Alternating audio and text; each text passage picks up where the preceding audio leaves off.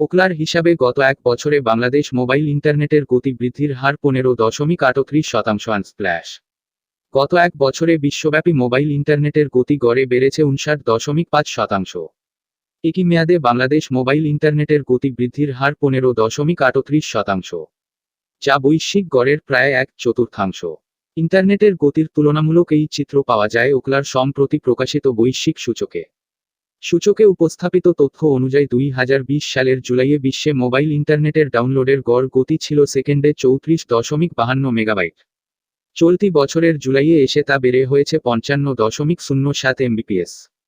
আর বাংলাদেশ গত বছরের জুলাইয়ে মোবাইল ইন্টারনেটের ডাউনলোডের গড় গতি ছিল 10.92 এমবিপিএস।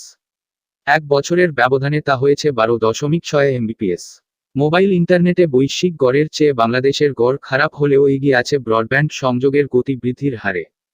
গত বছরের জুলাইয়ের তুলনায় চলতি বছরের জুলাইয়ে বিশ্বে ব্রডব্যান্ডের সংযোগের গতি বেড়েছে গড়ে 31.87%।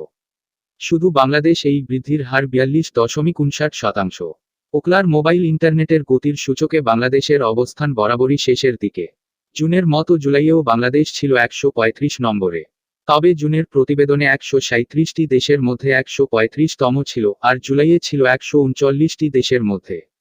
ওকলার প্রতিবেদনে বিশ্বের নানা দেশের গড় ইন্টারনেট গতির তুলনামূলক চিত্র তুলে ধরা হয়। এক মাসের তথ্য বিশ্লেষণ করে পরবর্তী মাসের মাঝামাঝি প্রতিবেদনে তা প্রকাশ করে তারা।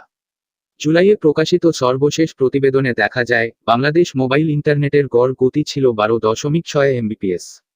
আর বৈশ্বিক গড় গতি ছিল 55 এমবিপিএস।